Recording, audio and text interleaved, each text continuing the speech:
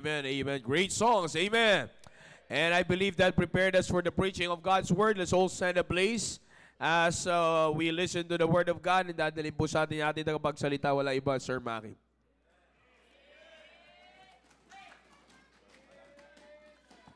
Amen, amen. Amen. Magandang gabi po sa inyo lahat. Again, are you happy this evening? Amen.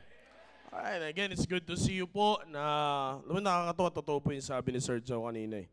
Nakakatuwa na makita na puno ang simbahan ng Panginoon sa araw ng Wednesday. Amen? No, kaya wag na po natin antayin na walang pasok minsan. Minsan naantay natin na walang pasok bago mapuno yung simbahan ng Panginoon. Pero pwedeng mapuno ang simbahan ng Panginoon kahit walang pasok. Amen. Amen. Amen. Amen. Kaya nakakatuwa dahil every Wednesday ay may naririnig po tayong testimonies na siyang magbibigay sa atin ng encouragement at patunay na buhay ang Diyos. At meron tayong daladala na presensya ng Diyos. Amen. Amen. So ngayon pong gabi ay meron po tayong pag-uusapan na napakahalagang makita po natin sa buhay po natin bilang isang Kristiyano. Right? As we open our Bibles in the book of 1 Chronicles, totoo po yan, ako po kagabi nagsimula. Yan, kagabi po ako nagsimula na medyo makaramdam ng hindi maganda. At yung iba nagsimula last week pa. Sabi ko sa kanila, masyado kayong healthy, di kayo nagsusoft drinks kasi. Yan. Tinan nyo ako. Oh, sumobra, nagkasakit. Biro lang po yun, joke lang. Alright, so, tayo naman, summit, maliwanag yan. Alright, 1 Chronicles chapter number 13.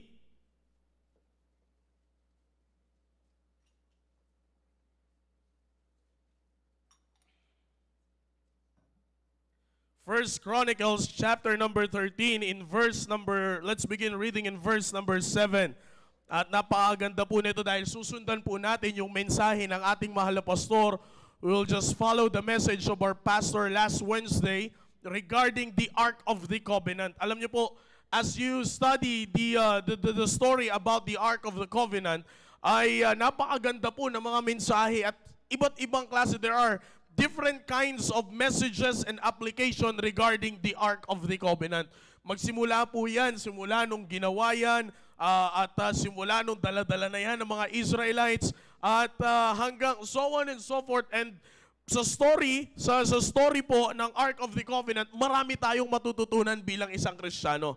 And one of it na ating pong tatalakayin po ngayon ay ito po'y napahagingan po ng ating mahal na pastor last Wednesday. And as I listened to his preaching last Wednesday, dun po tayo magpapark doon po sa part na yon regarding the respect towards the Ark of the Covenant.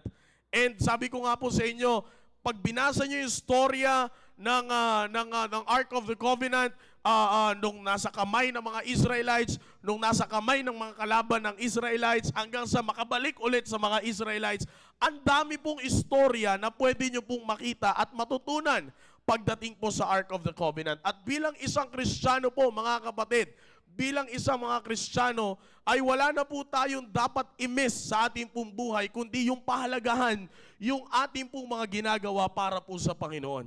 Now let's read these verses in 1 Chronicles chapter number 13 in verse number 7. The Bible says, "And they carried the ark of God in a new cart out of the house of Abinadab, and Uzzah and Ahio drave the cart."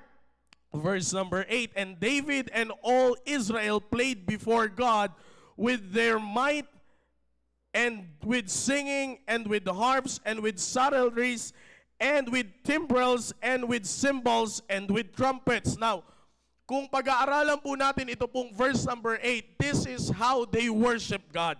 Okay? Gaya po ng ginagawa natin. Kaya nga lagi nating pagdating po isa po sa pagbibigay ng papuri nila sa Panginoon is yung gantong klaseng pamamaraan sa pamamagitan ng pagkanta, pagplay ng mga instruments, dahil lahat po ito ay dinededicate po nila sa Panginoon. Now, I want you to focus on the reason bakit po nila ginagawa to. It's because nasa kanila na ulit ang Ark of the Covenant.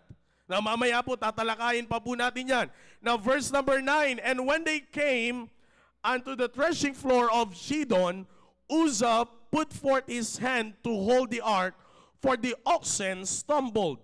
Verse number 10, and the anger of the Lord was kindled against Uzzah, and he smote him because he put his hand to the ark, and there he died before God. Now, again, after ng mahabang panahon, ay muli pong napasakamay ng mga anak ng Diyos ang Ark of the Covenant, which is belongs to them. Okay, matagal na dahil the Philistines defeated them. Natalo sila ng mga Philistines, nakuha sa kanila ang Ark of the Covenant, and for how many years ay hindi po, wala po sa kamay ng mga anak ng Diyos ang Ark of the Covenant. Now, noong nakuha na po ito, kay mamaya ulitin ko po itong storya po na ito, they give praises to God because once again, nasa kamay nila ang Ark of the Covenant. Okay? Now, mamaya po, meron tayong magandang matututunan po dito because the Ark of the Covenant symbolizes the presence of God. The Ark of the Covenant, huwag niyo po tatanggalin po sa isipan niyo po yan. The Ark of the Covenant symbolizes the presence of God. Na kung ating pong titingnan, after how many years of waiting and wanting na muling mapasa kanila ang Ark of the Covenant, here comes the time na nasa kanila ngayon. Pero ang problema, may nangyari pa. Okay? May nangyari pang hindi maganda na kung ating pong titingnan, ito pong chapter po na ito, on the last part of this chapter, makikita po natin, gaya na nabanggit ng ating mahal na pastor last week. Okay? Mapapansin niyo po, there are two sceneries here na nangyari. Yung isa na curse, yung isa na bless. Si Uzzah na curse dahil sa paglagay niya ng kamay dahil he put forth his hand on the ark, which is very against the law during that time. And ngayon doon sa verse number 14, in the family of Obedom, pinagpala naman. God bless the family of Obed-Edom. Bakit po? Sapagkat doon na malagi ang ark. Now, there are two kinds of sceneries na makikita po natin dito. Okay? Ano po yun? Unang-una, yung isa, pinahalagahan yung presensya ng Diyos.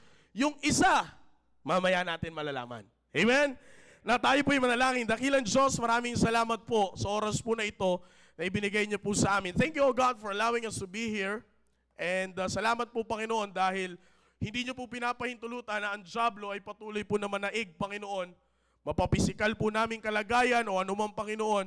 Salamat na kami po ay dinadala niyo pa rin, Panginoon, sa inyo pong bahay-sambahan. Salamat po. Please open our hearts and our mind as we listen to your word. And make me a blessing, O God, to these people that will listen to your word this evening.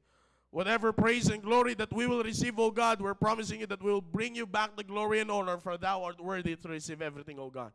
Just please use us and make us worthy to receive your truth this morning, or this evening, O God. Please forgive us from all of our sins. In Jesus' name we pray. Amen. Amen. Please be seated. Now, katulad po na nabanggit ko po, mga kapatid, sa inyo kanina, na kung pag-aaralan po natin ang talata po na ito, balik lang tayo doon sa natalakay ng ating mahal na pastor last Wednesday. If we're going to study this verse, makikita po natin, or the story of this chapter right here. This is the first attempt. Okay? Ito po yung bagay na kung saan dapat po natin makita po dito. Yung isa, sabi nga ng ating mahal na pastor last week, iisa lang naman yung kanilang nakita. Iisa lang naman yung kanilang presensya na nakita. Pero bakit kaya yung isa na curse at yung isa ay na-bless? Okay? Now, in everything that we do in life, mga kapatid, lagi po ninyong tatandaan that in everything that we do in life, there's always a result. Hindi tayo gagawa ng isang bagay na wala pong resulta na mangyayari. Halimbawa, ngayon ay gumawa ka ng isang bagay, maya-maya lang makikita mo yung resulta ng ginawa mo sa bagay na yan. Now, dito po mga kapatid, makikita po natin yung kasagutan kung bakit po yung isa, which is by the name of Uzzah, ay na-curse siya, pero si Obed-Edom ay pinagpala. The family of Obed-Edom ay pinagpala. Now, mamaya makikita po natin yan. Now, one of the very easiest way to live, okay? One of the easiest way to live our life every day is yung maging familiar po tayo sa lahat ng ginagawa po natin sa araw-araw. Tama po ba? Amen. Like for example, as you live your life, napaka-importante na malaman mo ang pagkasunod-sunod ng ginagawa mo. Alam niyo po, mahirap yan. Yung gigising ka, hindi mo alam kung ano yung una mong gagawin. Hindi mo alam na dapat palang mauna ay manalangin, magbasa ng Bible, maligo, and then so on and so forth. Mahirap kapag hindi mo alam ang pagkasunod-sunod. Because that's the only time na magiging maayos ang araw po natin. Di po ba? Pag alam natin yung pagkasunod-sunod ng ginagawa po natin sa araw-araw, that's the only time na yung araw po natin ay magiging maayos. Pero kapag hindi po tayo familiar sa araw-araw po natin ginagawa at paiba-iba ang kilos po natin, mahihirapan tayo na magkaroon ng maayos na araw. Bakit? Kasi hindi organize ang galaw natin. Di ba? Sabi ko nga po, halimbawa, gigising ka. Ano ang una mong gagawin pag gising mo? No. Paggising mo, ano una mong gagawin? Ano yung pinakaunang kilos na gagawin mo? Dapat ba biglang bangon? Mahirap biglang bangon. Masakit sa ulo yun. Di ba? And then pagkatapos niyan, the next, and then the next time, and then yung pagkasunod-sunod ng ginagawa po natin. Na napakahalaga na maging familiar tayo sa bagay po na yun. Bakit po? Para tayo po ay magkaroon ng maayos na araw because organize ang galaw po natin at familiar po tayo sa ginagawa po natin. Pero alam niyo po ba mga kapatid, na meron din pong hindi maganda ang naidudulot ng pagiging familiar sa isang bagay. Ulitin ko po, alam niyo po ba na meron ding hindi magandang naidudulot ang maging familiar ka sa isang bagay? Now hear this, brethren. Yes, it is very good. Listen up. It is very good to be familiar with those things that you are doing every day. But it is not good to be familiar with those things that you are doing for God every day. Ulitin po natin. Hindi po maganda, okay? Maganda na maging familiar ka sa ginagawa mo araw-araw. Pero hindi po maganda na maging familiar ka sa ginagawa mo para sa Diyos araw-araw.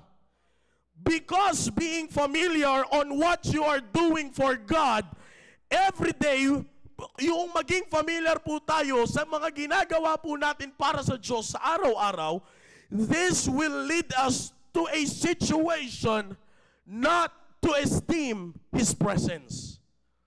Pag sinabi po nating esteem, it means to respect and admire. The word esteem, it means to respect and admire. Kaya ko po sinabi mga kapatid, na hindi maganda ang maging familiar ka. Okay ang maging familiar ka sa araw-araw mong ginagawa, that's good. Pero yung maging familiar ka na sa araw-araw mong ginagawa para sa Panginoon, hindi na po maganda yon. Bakit po? Dahil mapupunta tayo, pwede tayong mapunta sa isang situation na hindi na natin natatansya ang pagrespeto natin at pag-admire natin sa presensya po ng Diyos. Bakit po? Sapagkat mga kapatid, sa araw-araw po nating nakagawian bilang isang tao, mapupunta ka doon sa isang salitang nakasanayan mo na lang. Kaya nga alam niyo po ba mga kapatid, that's the danger of being familiar sa mga ginagawa po natin para sa Diyos. Huwag po natin kakalimutan na ang natatanging rason kung bakit po tayo gumagawa ng mga bagay para sa Diyos ay sa kadahilanan na ramdam natin at mataas ang respeto natin sa presensya ng Diyos. Now if I'm going to ask you a question this evening, how do you esteem God's presence in your life? How do you esteem God's presence in your life? Do you still respect God's presence in your life? Or we are just too passive about it, mga kapatid? Sa araw-araw po natin, alam natin na nandiyan na ang presensya ng Diyos. Alam natin na pag gumising tayo sa umaga, alam natin na hindi yan dahilan ng ating mga tinaik na supplements noong gabi. Alam natin na hindi ang dahilan yan ay hindi yung pagiging healthy natin physically. kundi alam natin na sa araw-araw natin pamumuhay at sa paggising natin araw-araw, alam natin na ang may dahilan yan ay yung presensya ng Diyos sa buhay po natin. But the question is, how do you esteem that kind of presence of God in your life?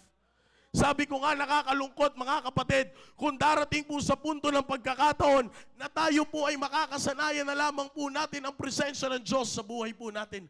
Nakakalungkot na sa araw-araw po nating pamumuhay, yung gigising tayo sa umaga, sabi ko nga po, minsan nakakalimutan na natin na ang una pala dapat nating gagawin ay kausapin at pasalamatan ng Diyos. At pagkatapos nung pakikipag-usap natin sa Diyos, ang susunod natin gawin, hayaan natin na Diyos naman ang kumausap sa atin sa pamamagitan ng Kanyang salita. And then pagkatapos yan, saka na natin aatupagin yung ating pang-personal na kalagayan. Pero alam niyo po ba mga kapatid, dahil sa nakasanayan na natin, na alam natin, alam natin nagigisingin tayo ng Diyos kinabukasan. Alam natin na sa buong araw na ito ay pagpapalain tayo ng Panginoon. Bakit? Binabase natin ang ating araw, ang susunod na araw sa nakaraang araw natin. Pero ano po ang sabi ng Book of Proverbs? Boast not thyself of tomorrow, for thou knowest not what a day may bring forth. But the only thing that you and I are here, sa kabila ng mga pangyayari, katulad po ngayon may bagyo. Kung manonood po kayo ng balita, mga kapatid, ang daming naapektuhan ng bagyo po na ito. Grabe kung papansinin nyo, pero biyaya ng Panginoon. Lahat tayo ngayon ay nasa tahanan ng Panginoon. Bakit po tayo nagkakita-kita pabago-bago ang panahon? Pwede kang magkasakit, pwede kang manghina, pero sa biyaya ng Panginoon, lahat tayo ay nandito ngayon nagkita-kita dahil sa isang rason. Ang kapangyarihan ng presensya ng Diyos sa buhay po natin. Araw-araw, dala-dala mo yan. Araw-araw, nandiyan yan. Just like the Ark of the Covenant which symbolizes the presence of God sa mga Israelites. Kaya nga po nung napunta ito sa kamay ng mga Philistines, ano po ang nangyari?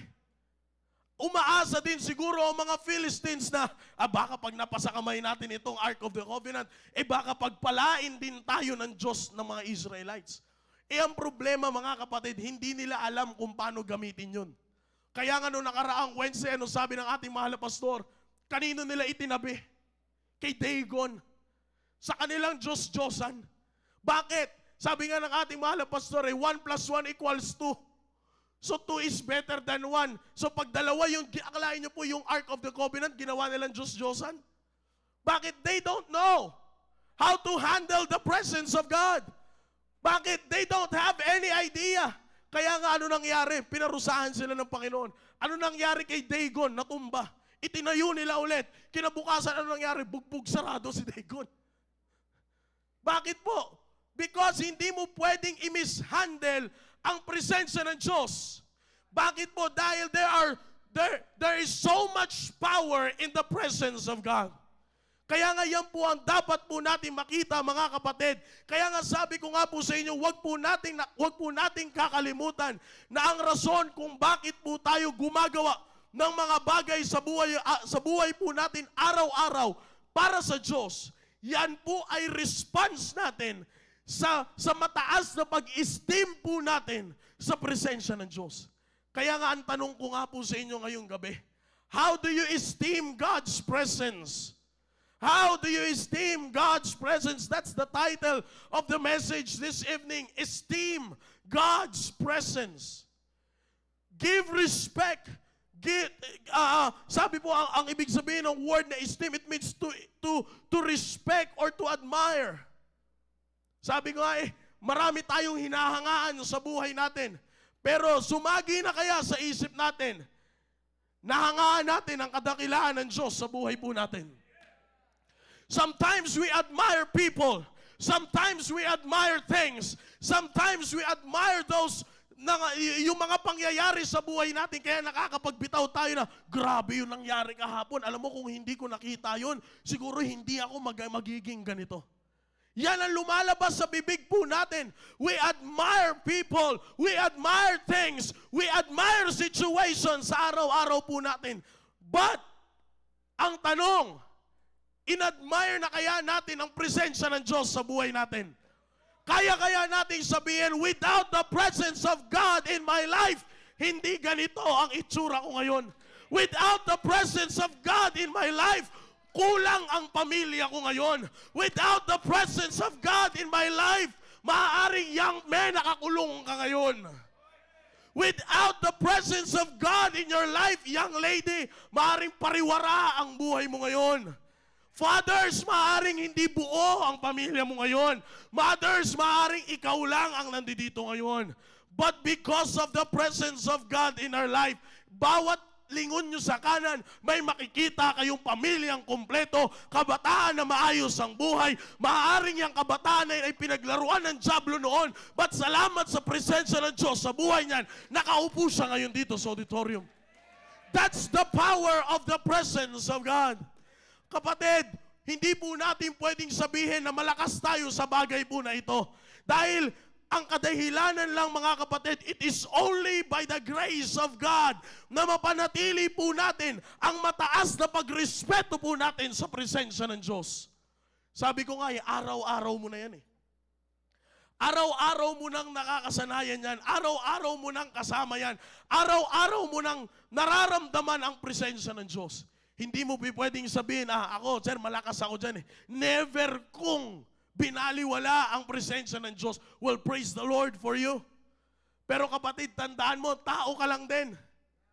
Darating sa punto na maaaring matwist ang kaisipan mo na sasabihin mo, it's because of this. Kaya ako buhay ngayong araw na to. It's because of this, kaya ako sumasagana ng mga bagay na ito. No. Kung ikaw ay Kristiyano ngayong gabi, alam mo kung anong dahilan ng lahat ng bagay na meron ka. Yung buhay na meron ka, yung kakumpletuhan ng pamilya na meron ka, yung kalakasan na meron ka. Alam mo kung ikaw ay Kristiyano ngayong gabi, alam mo kung anong dahilan yan. It is the power of the presence of God. Kaya nga katulad po ng sinabi ng ating mahal na pastor, mahirap na mawalan ka ng respeto sa presensya ng Diyos kasi masisira ang kabanalan ng pag-worship mo sa Diyos. Did you notice it, brethren? Na kapag nag-iba na kung paano mo wino-worship ang Diyos, check how do you esteem God's presence. Kapag tinamad ka ng mag-soul winning, check how you esteem God's presence.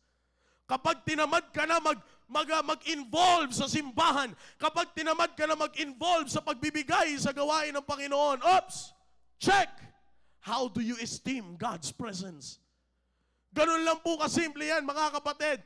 It's always the matter of paying respect sa presensya po ng Diyos sa buhay po natin. Dahil alam natin na wala tayo ngayon dito at hindi natin mararanasan ang mga bagay na meron tayo ngayon kung hindi dahil sa presensya ng Diyos. Just try to picture it out. Kung wala ang presensya ng Diyos sa buhay natin, anong itsura kaya natin ngayon? Back in the day of creation, and the earth was without form and void, and darkness was upon the face of the deep. Sino ang gustong tumira sa ganong klaseng mundo? Taas ang kamay. Meron bang gustong tumira sa ganong klaseng mundo? Darkness ang naghahari. But on the next part of that verse, ano po ang sabi? And the Spirit of God move upon the face of the waters. And then so on and so forth hanggang sa nakita po natin ang creation at ang dulo. And God said when He saw His creation, it was very good. Creation pa lamang, kapatid, without the Spirit of God that move, wala tayong ganitong kagandang mundo ngayon.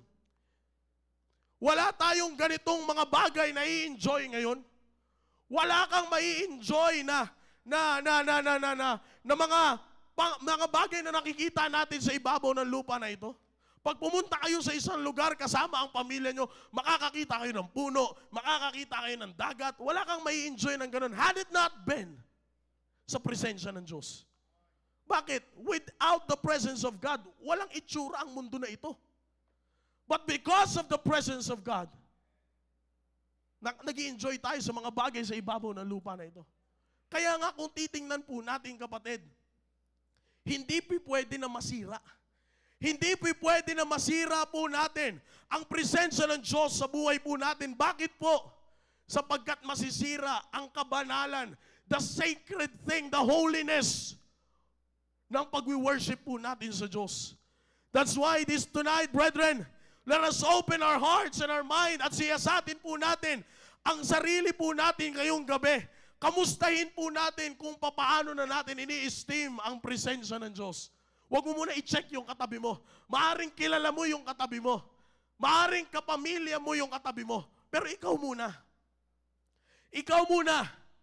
Maaring ikaw ay tatay ngayong gabi. Ikaw ay nanay. Ikaw ay young man. Ikaw ay young lady. Maaring kaibigan mo yung katabi mo. Maaring kapamilya mo yung katabi mo. But ngayon pong gabi po na ito, sa pag-check natin on how we esteem God's presence, let's check ourselves first. Tingnan po natin kung paano po natin ini-esteem ang presensya ng Diyos sa buhay po natin. Madali lang po magsalita na pinapahalagahan natin ang presensya ng Diyos sa buhay po natin. Pero tandaan po natin na yan ay lalabas, ang katotohanan ay lalabas sa oras ng parang hindi mo na alam ang mangyayari. Maaaring sabihin natin, ako po sa biyaya ng Panginoon ay nai-esteem ko, napapanatili ko ang pagbigay ko ng respeto sa presensya ng Diyos sa buhay ko. Napapahalagahan ko ang presensya ng Diyos sa buhay ko. Pero, sa panahon kaya na hindi mo na alam ang gagawin, mapapanatili mo pa rin kaya ang pagrespeto sa presensya ng Diyos sa buhay mo. Sabi ko nga po sa inyo mga kapatid, magaling ang dyablo mameke. Sasanayin ka niya sa presensya ng Diyos. Yung tipong makakalimutan mo na dahil sa presensya ng Diyos, kaya ka naging successful. Kaya nga anong mangyayari? Nung una nagsimula kang magtrabaho, nanalangin ka sa Diyos. Sabi mo yung unang sweldo mo, yan ay for first fruits mo and so on and so forth. Panginoon, pagpalain niyo po ako, ako'y magiging bahagi. Pero ngayon kapatid, kamusta na kaya ang pagbibigay natin sa gawain ng Panginoon? Bakit? It's because of we are enjoying everything now. We thought that it's because of my kasipagan sa pagtatrabaho kaya ako pinagpapala. No. Kasi kung hindi ka sasamahan ng Diyos sa trabaho mo, hindi ka rin pagpapalain. Yan ang pinakamagandang tandaan po natin. Just like, sabi ko nga po madali lang magsabi.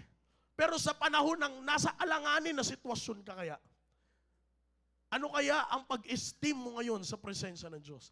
Just like what happened sa buhay po ni Uzzah.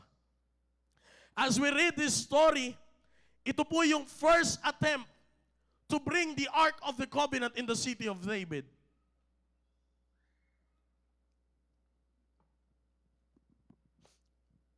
Na kung atin po makikita mga kapatid, the Ark of the Covenant rested in the house of Abinadab for 20 years.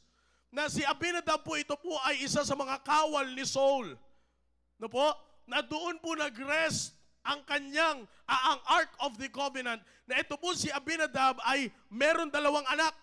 Si Uzzah and si Ahayo. Okay? Now, sa panahon na ililipat na po ito, when David became the king of Israel, God gave the instructions on how the Ark of the Covenant will be transferred or kung paano nila dadalhin yung Ark of the Covenant. Kung nakinig po kayo na maigi last Wednesday, sinabi po ito ng ating mahal na pastor na they're not allowed to touch it. Kaya nga meron dalawang golden ring yan sa gilid, magkabilang gilid, napapasukan nila ng kahoy at doon nila iaangat at doon nila ganun nila dadalhin ang Ark of the Covenant. Bakit po? Hindi nila pwedeng hawakan yung mismong Ark of the Covenant. Hindi nila pwedeng galawin yon. They are not allowed to put their hands on it. And sabi nga po, there are also people who are allowed to carry it. Yung mga manggagawa ng Panginoon, which is the Levites. Kaya nga po, noong ililipat na, binigyan sila ng instruction ng Panginoon kung paano nila dadalhin ang Ark of the Covenant. Pero sa di malamang pagkakataon, brethren, they put the Ark of the Covenant in a new cart. Mababasa po natin yan in verse number 7 ng ating pong talatang binasa, and they carried the Ark of God in a new cart. In a new cart. At hanggang sa hindi inaasahang pangyayari, the oxen stumbled. And to cut the story short, when the oxen stumbled, mahuhulog ang Ark of the Covenant. And Uzzah put forth his hand. Tingnan niyo po, kung bakit ko po binigyan, let's cut the story there first. Kung bakit ko po binigyang pansin. In verse number 8, kanina, na nung sila ay nagbigay ng papuri sa Panginoon, the reason of their praises is the Ark of the Covenant. Bakit? Sabi ko nga po, for 20 years, sa wakas, maibabalik na sa tamang lugar ang Ark of the Covenant. Sa wakas, mapapasa kamay na ulit ng mga anak ng Diyos ang Ark of the Covenant. Kaya nagbigay ng papuri. Pero yung papuri po na yun, sa hindi inaasahang pagkakataon, naputol. Bakit? Imbis na masaya, may KJ. Imbis na masaya sana sila, puro lang sana sila tawanan, puro lang sana sila kantahan, puro lang sana sila tugtugan. Aboy, may naglakas ng loob, nahawakan. Sa kadahilanan, the oxen stumbled.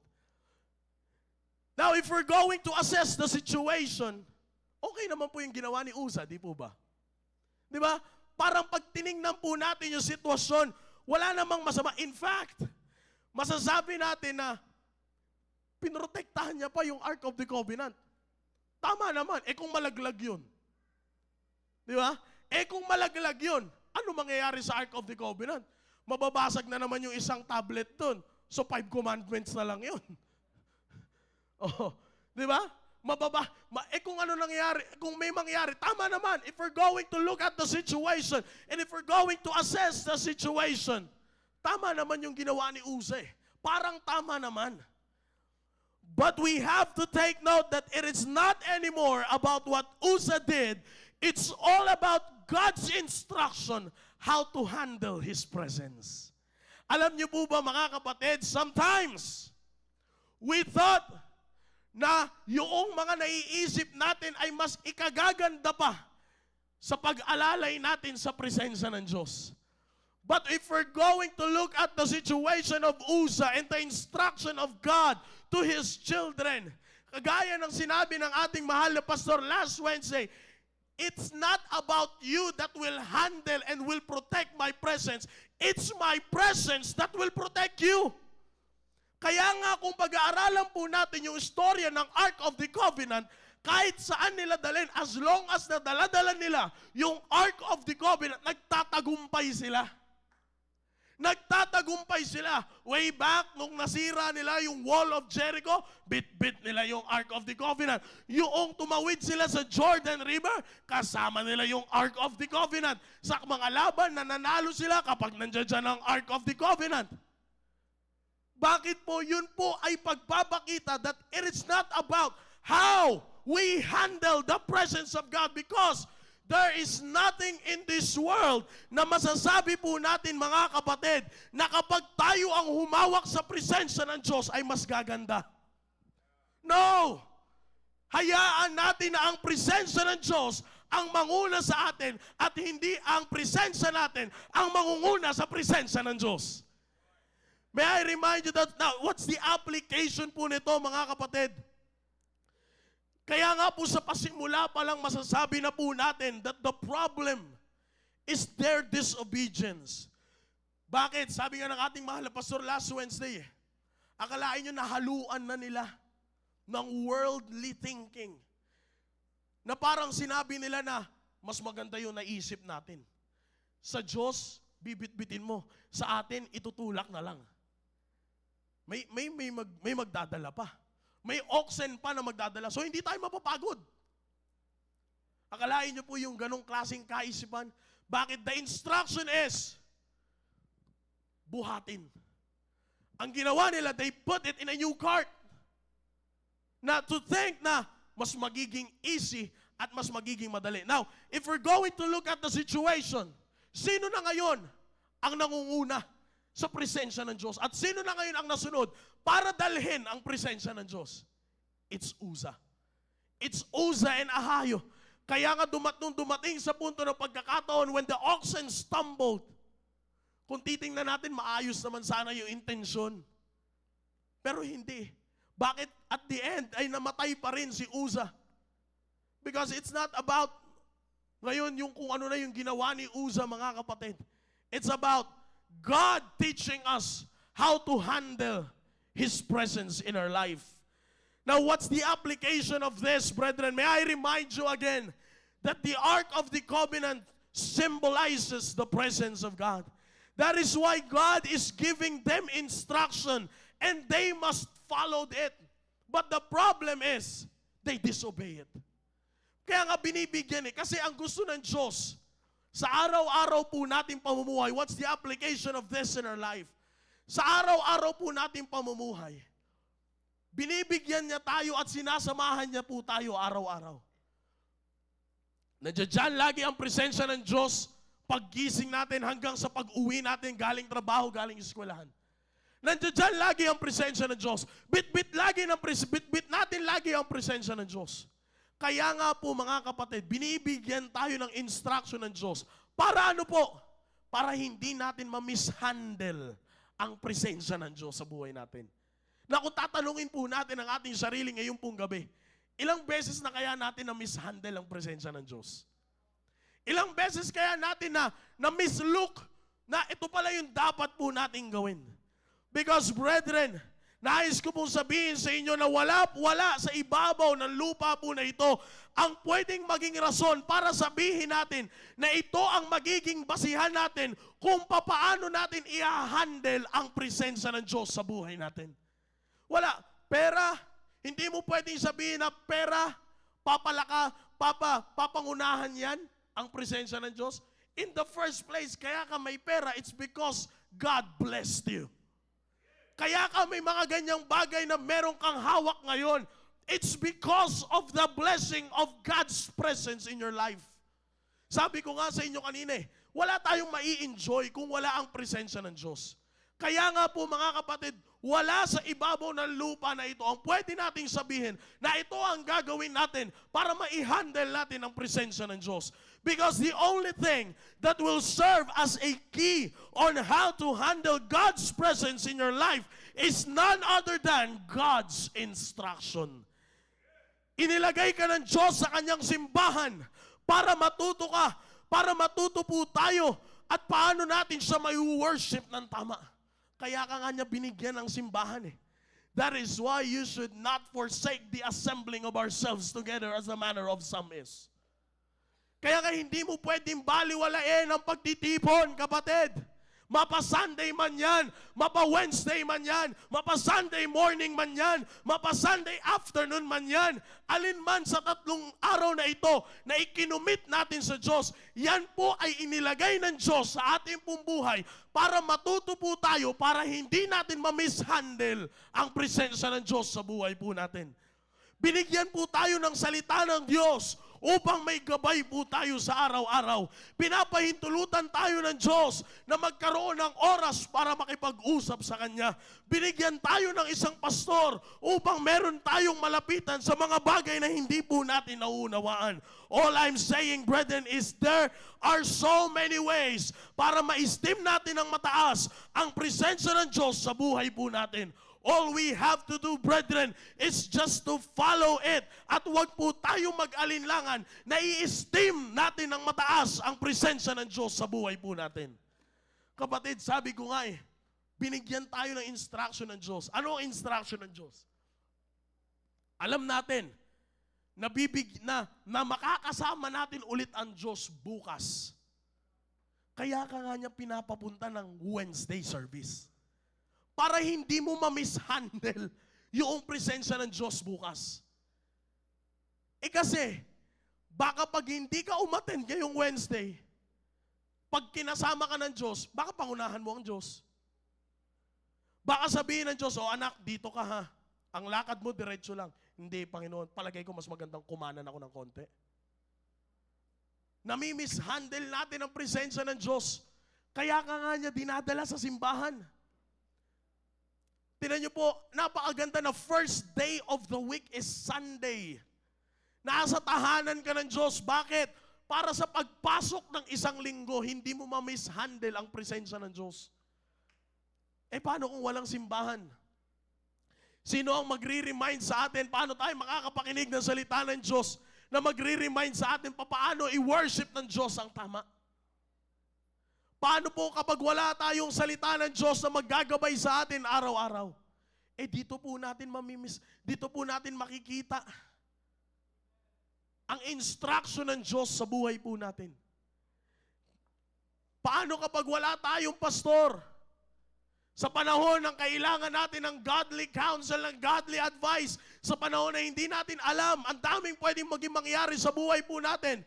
Pero sa panahon na hindi na po natin nauunawaan kung bakit natin ito nararanasan, paano kapag walang pastor? Na matatawagan natin, na makakausap natin, na makakapag-iwan tayo ng mensahe na, Pastor, kailangan ko po ng advice ninyo. May mga instruction ang Diyos sa buhay po natin, mga kapatid, para hindi po natin ma-mishandle ang kanyang presensya sa buhay po natin. Kaya nga sabi ko nga po sa inyo, ang gagawin natin ay simple lamang. Susundin lang natin. Pag sinabi ng Diyos na ganito mo dadalhin ang aking presensya, huwag mong papangunahan ang sarili mong pangunawa. Huwag mong papangunahan ang sarili mong pamamaraan. Brethren, put this in your mind that God wants us to handle His presence ng maayos upang hindi po mawala ang pagpapala nito sa buhay po natin. Sometimes nagkakaroon tayo ng katanungan, bakit hindi kaya ako pinagpapala ng Diyos? Then all you have to do is to check how you are handling God's presence in your life. Kasi pag nandiyan dyan ang presensya ng Diyos, kapatid, I'm telling you, malabong hindi ka pagpalain.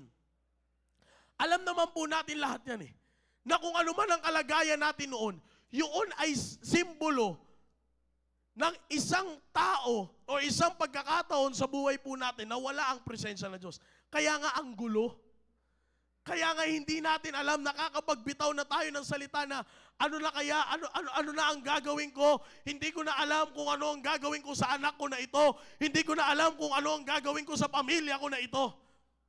Pero nung pumasok ang presensya ng Diyos sa pamamagitan ng iyong kaligtasan, when you accepted the Lord Jesus Christ as your personal Savior, pumasok ang presensya ng Diyos sa buhay mo. Now compare kung anong klaseng buhay meron ka noon at buhay na meron ka ngayon. Kapatid, sasabihin ko sa inyo, hindi ka aalis sa buhay na meron ka ngayon. If you handle God's presence properly, the blessings, plural, not singular, the blessings of it are with you every day. Kaya nga tinan niyo po kahit saan pumunta ang mga Israelites, nananalo sila. Nagtatagumpay sila, nagpa-prosper sila. Bakit? It's because they handle properly the presence of God. Pero nung sa panahon, ang ganda sana when David became the king, ililipat niya na ngayon. Ililipat niya na yung presensya ng Diyos. Ang ganda na sana, ililipat nila sa magandang lugar. I do believe na ililipat na nila yon sa hindi lang basta house, kundi ililipat na nila yon sa temple. Pero ano nangyari? Hindi nila sinunod. They do things on their own. Na ito yung sinabi nila, okay, this is how we will handle it. We'll put it in a new cart para malaya tayo makakapagpapuri sa Panginoon. Ang ganda. Ang ganda sana ng motive. Pero that's not how God wants it to be. Kapatid, there are many things in our life that we thought sometimes maganda kapag ito yung ginawa natin para mas lalo pang gumanda ang presensya ng Diyos sa buhay natin. No. Tandaan niyo po, kapatid, sapat na ang instruction ng Diyos para ma-handle natin properly ang kanyang presensya sa buhay po natin. Esteem God's presence biblically and not emotionally. Esteem God's presence biblically and not emotionally. Sabi ko nga po, maaaring may mga naiisip tayong bagay. Nasasabihin po natin na ito yung magandang pamamaraan para ma-handle natin ang presensya ng Diyos. Mapapagod lamang po tayo. Mapapahamak lamang po tayo. It happened in the life of Uza. Sabi ko nga, ang ganda naman ng motibo eh. Sabi nga ng ating mahal na pastor eh, maganda naman, sana. Pero ang problema, sariling isip ni Uza yun, hindi yun isip ng Diyos. Walang kinalaman ang isip ng Diyos doon sa plano ni Uza. Kaya ganyan po ang mangyayari po sa atin. At masasayang. Kaya nga sabi ko po, always put this in your mind that God wants us to handle His presence ng maayos para patuloy po tayong pagpalain po ng Diyos. But if we mishandle it, mawawala yung pagpapala. Instead, makikurse po tayo. Pero tingnan niyo po, when the ark remained in the family of Obed-Edom for 3 months, and the Lord, ang sabi po ng Bible, and the Lord blessed the house of Obed-Edom and all that he had. Now, mga kapatid, let's check ourselves again this evening.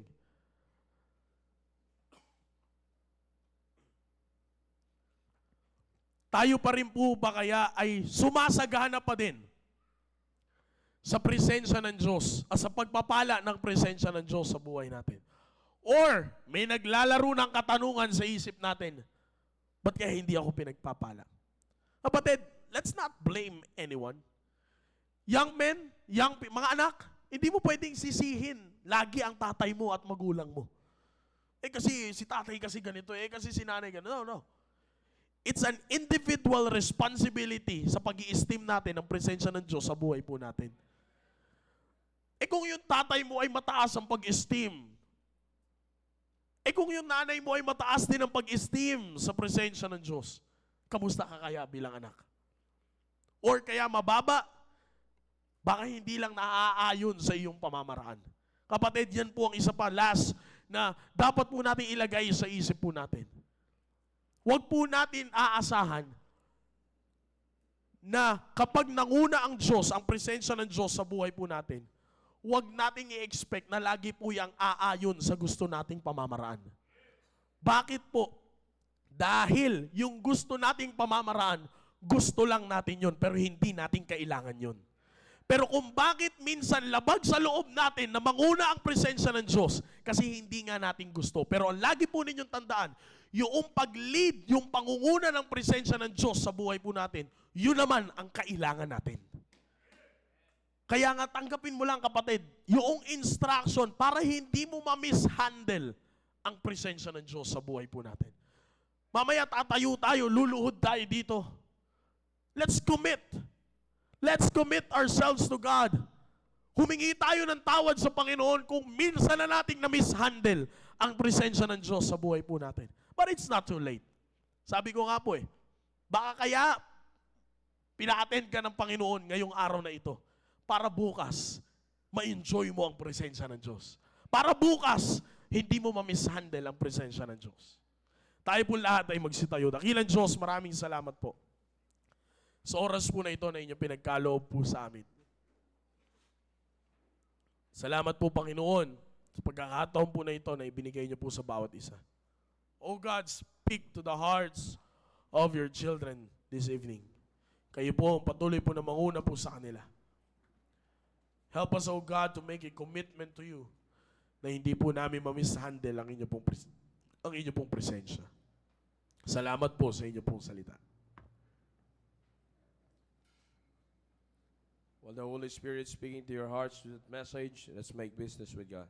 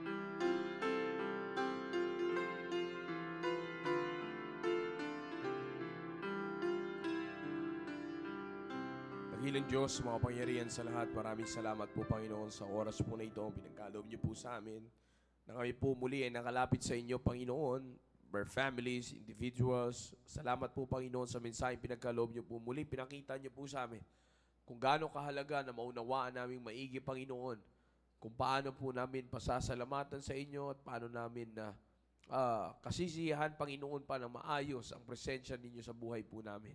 Salamat po Panginoon at hindi po kailanman ninyo naisip Panginoon na alisin ang presensya niyo sa buhay po namin because without it, O God, we will be nothing and we will just continually live our lives miserably, O God. Salamat po Panginoon sa mensaheng pinagkaloob niyo po sa amin. Salamat Panginoon sa paggamit niyo kay Sir Maki Panginoon. To bless him and use him more mightily in your ministry, O God. All the glory belongs to you only, O God. All these things, Father, we pray in Jesus' name. Amen. I believe we can shout aloud, Amen, for